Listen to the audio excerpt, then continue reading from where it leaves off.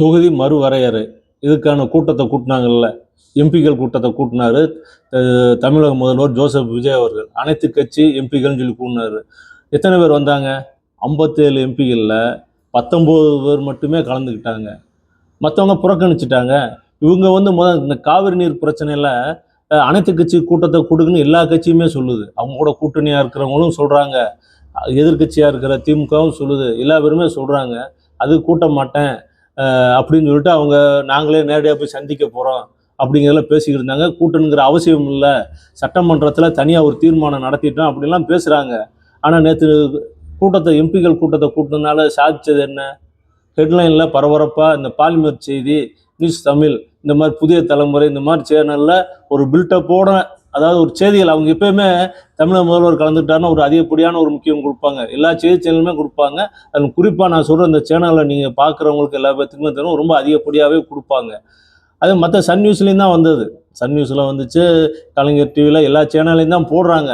ஆனால் செய்தி சேனல் கொடுக்குறவங்க எப்படி இருக்குன்னு எந்த ஒரு செய்தியுமே மக்களுக்கு கரெக்டாக போகணும். அவங்க இப்போ வந்து ரொம்ப ரீல்ஸ் மாதிரி போட ஆரம்பிச்சிட்டாங்க. செய்தி சேனல்லையே எல்லாமே ஒரு மாதிரியாக போடுறாங்க. பின்னாடி பேக்ரவுண்டு பிஜிஎம் ஒரு பாட்டு போடுறது செய்கிறது அப்படி தான் செய்கிறாங்க. அதனால் அப்போ இப்படி போட்டால் தான் மக்கள் வந்து பார்க்குற மாதிரி இருக்கும், அப்படி அதிகமாக பார்க்குற மாதிரி இருக்குன்னு செய்கிறாங்க. இதில் இந்த மாதிரி அதிகப்படியான வேலை தான் பார்க்குறாங்க. இப்போ நேற்று கூட்டம் போட்டு எம்பிகள் கூட்டம் போட்டு ஒன்றும் ஆகலை.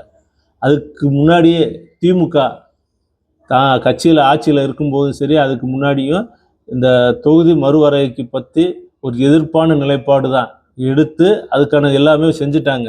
நீ வர்றதை பார்த்து நம்ம என்ன செய்யணும்னு அவங்க சொல்கிறாங்க. இவங்க ஆதரவு இல்லைன்னு சொல்லலை, என்ன அவங்க வரட்டும், வந்த பின்னாடி அதில் என்ன மாற்றம் கொண்டு வந்திருக்காங்களா இல்லையான்னு பார்த்துட்டு செய்யலான்னு சொல்கிறாங்களே ஒழிய வேற ஒன்றும் இல்லை. இதில் வந்து நீயா நானா, நான் பாரு மக்கள்கிட்ட நல்ல பேர் வாங்குறேன், நீ உனக்கு நல்ல பேர் வாங்க விட மாட்டேன், இந்த மாதிரி போட்டா போட்டி போடுறதுக்கான அவசியம் கிடையாது. மக்கள் நலன் தான் முக்கியம். முதல் காவிரி நீர் பிரச்சனைல தண்ணி வரணும், அதான் நம்மளுக்கு முக்கியம். அதுக்கான அனைத்து கட்சி கூட்டத்தை கூட்டணும்னு சொல்லி எல்லா பேருமே சொல்கிறாங்க. அதை அவங்க கூட்ட மாட்டேன்ட்டாங்க. அது அரசியல் ரீதியாக இருக்கலாம், எவ்வளவோ இருக்கலாம்.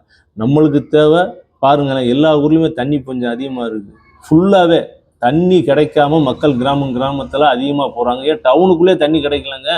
நல்ல தண்ணி, குடி தண்ணீர் கிடைக்க மாட்டேங்குது, அவ்வளோ பஞ்சமாக இருக்குது. தண்ணி எல்லாத்துக்கும், அதாவது விவசாயிகளுக்கு தண்ணி வேணும்.